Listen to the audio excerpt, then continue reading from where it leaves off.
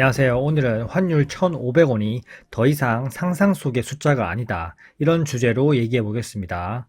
환율 1,500원을 어느덧 바라보고 있고 1,500원을 진입하게 되면 경제 전반으로 자본 유출 우려와 그리고 물가 상승 압력이 커집니다. 그렇게 되면 예상되는 파급 효과가 구매력 감소로 이어지고 기업 부담이 증가하기 때문에 결국 내수 경제가 얼어갈 수밖에 없는데요. 1,500원 숫자가 왜 위험한지, 그리고 실제로 1,500원을 터치하거나 고착화될 경우에는 한국 경제와 금융시장에 어떤 국면으로 이동하는지 차분하게 구조적으로 한번 알아보겠습니다. 먼저 환율 1,500원은 단순하게 1,400원에서 1,500원 가는 레벨 변화가 아니라 위기인식 구간으로 변화됩니다. 환율 1,300원대에는 변동성 구간이 심해졌고, 그리고 환율 1,400원은 구조적인 불안이 심해졌는데, 이제 환율 1,500원은 한국 경제 위기 인식 구간입니다. 이 구간에 들어서면 대부분의 국민들이 한국 경제가 위험하다, 그리고 시장 참여자들이 극단적이든 또는 보수적이든 양극단으로 나뉩니다. 그리고 기업들은 환해질을 강화하게 되고 공격적인 투자보다는 보수적인 모습을 선택하게 되고, 그리고 금융기관은 리스크 관리 모드로 전환합니다. 하지만 한국의 은행들은 참 희한합니다. 환율이 오르면서 대출금리도 오르고 있는데 예금금리는 안 올리는 그런 이상현상이 벌어지고 있습니다. 결국 이런 상황에서는 은행들이 가장 배부르다고 볼 수 있죠. 그리고 개인과 기관 투자자들은 현재 모습이 나오고 있습니다. 워낙 자산을 회피하고 있고 달러 매수로 인해서 다시 또 원달러 환율 상승을 자극하는 그런 악순환이 벌어지고 있는 겁니다. 지금 이런 상황에서 누가 원화를 들고 있겠습니까? 그렇기 때문에 안전자산인 달러, 금, 은으로 모든 수요가 쏠리고 있는 겁니다. 렛츠고! 환율 1,500원의 가장 직접적인 충격은 바로 물가입니다. 인플레이션이 다시 고개를 들 확률이 100%입니다. 한국은 수출 국가의 위주고 자체적으로 에너지가 없습니다. 그렇기 때문에 환율이 상승하게 되면 에너지 물가 급등, 그리고 원자재 물가 급등, 그리고 중간재 성격의 공급망 가격도 급등하게 되고요. 결국 식료품도 다시 또 상승하게 됩니다. 전반적으로 물가가 오르고 있는데 언론에서는 많은 얘기를 하지 않고 있죠. 결국 모든 수입 가격이 동시에 자극을 받고 있고, 이 경우에는 금리를 올려도 효과가 제한적이고 금리를 내리게 되면 오히려 환율이 더욱더 치솟게 되어서 불안감이 더 커집니다. 즉 1,500원을 돌파하게 되면 한국은행은 정책으로 물가를 제어하지 못하는 구간으로 진입하게 됩니다. 그리고 기업들은 이제 이익이 아니라 생존의 문제에 집중하게 됩니다. 환율 1,500원이 모든 기업에 같은 영향을 주진 않습니다. 수입 의존 기업은 원가 급등으로 인해서 마진 축소, 그리고 결국 수익성 악화로 인해서 실적이 급락하게 됩니다.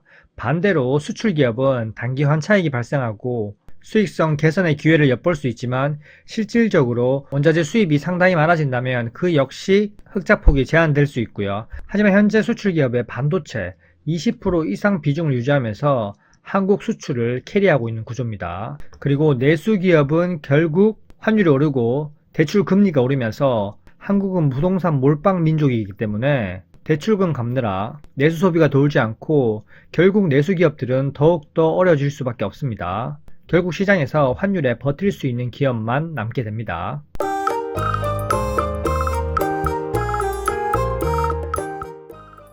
자, 그럼 이런 상황에서 한국은행은 어떤 선택을 할 수 있을까요? 사실상 강제적으로 버티기 모드, 동결 모드로 갈 수밖에 없습니다. 환율 1,500원을 돌파하게 되면 한국은행은 금리 인하는 꿈도 꿀 수 없고요. 금리 인하를 하게 되면 워낙 약세가 더욱더 가속화되면서 환율이 1,600원을 향해서 달려가겠죠. 그리고 외국인 이탈도 심화되고요. 반대로 금리 인상하게 되면 부동산에 몰빵한 한국 국민들 대다수가 도미노처럼 무너지기 때문에 금리 인상도 할 수 없는 상황이고, 설령 금리 인상을 한다면 경기가 급속도로 무너지면서 부채 리스크가 확대되면서 많은 기업들이 도산하게 될 겁니다. 결국 한국은행이 할 수 있는 건 장기간 동결을 하는 것이고, 그리고 구두 개입으로 환율을 방어하는 것 뿐입니다. 통화 정책으로 경기 부양을 꿈꿀 수가 없고 오로지 위기를 확산시키지 않는 최후의 방어 도구로 활용되게 됩니다. 지금 정부가 대응을 하고 있지만 효과는 제한적입니다. 정부는 지금 환율을 잡을 생각이 없습니다. 현재 시장에서는 서학개미들 주식을 강제 매각한다는 그런 말도 안 되는 말들이 나오고 있고요. 그리고 외환 보유액을 활용해서 환율을 하룻밤 사이에 30원 급락시키고 다시 또 그 환율은 천천히 오르고 있고요. 내수 기업보다는 잘 나가는 수출 기업의 유동성을 더 지원하게 됩니다. 하지만 중요한 건 이런 조치들이 근본적인 해결책도 아니고요. 환율 상승 추세를 바꾸기보다 환율 상승 속도를 살짝 늦추는 그런 역할밖에 할 수 없습니다. 최근에 보셨잖아요. 정부가 개입해서 원달러 환율을 30원 이상 급락시켰지만 다시 또 1470원을 돌파하면서 결국 우리의 국민연금 외환보유고만 녹았습니다. 정말 생각하기 싫은 시나리오, 환율이 1,500원을 돌파하게 되면 결국 두 가지 길밖에 없습니다. 첫 번째 시나리오는 영원히 상승할 수 없고 대외적인 환경이 나아지면서 환율이 하락하게 되고 자연스럽게 정책 신뢰가 회복되면서 단기적으로 안정될 수 있는 그런 시나리오와, 그리고 또 다른 시나리오 B는 환율 1,400원 이상이 고착화되고 결국 물가가 다시 상승하게 되고 실물 경제는 계속 위축될 수밖에 없습니다. 장기 침체 국면으로 성장도 없는 그런 국면으로 진입하게 되는 거죠. 한국은행은 시나리오 B를 가장 두려워하지만 결국 부동산을 포기할 수 없고 부동산 부양하느라 모든 게 위기 상황으로 온 것입니다. 결국 이렇게 환율이 급등하면서 물가가 재상승하게 되면 가장 힘든 건 서민입니다. 약자의 말은 들어주지 않는 게 냉혹한 현실이고요. 환율 1,500원은 더 이상 단순한 숫자가 아니라 한국 경제 체력이 어떤 상황인지 시험대에 오르는 구간입니다.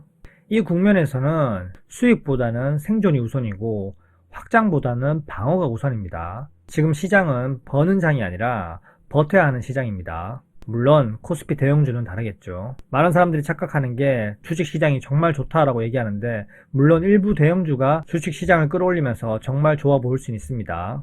이렇게 주식 상승하는 게 우리나라 기업들이 돈을 잘 벌고 경제가 호황이라서 올라가는 게 아니라 정부가 인위적으로 끌어올리고 있다는 점 역시 명심해야 됩니다. 현재까지 내용이 괜찮으셨다면 구독과 좋아요 부탁드릴게요. 안녕.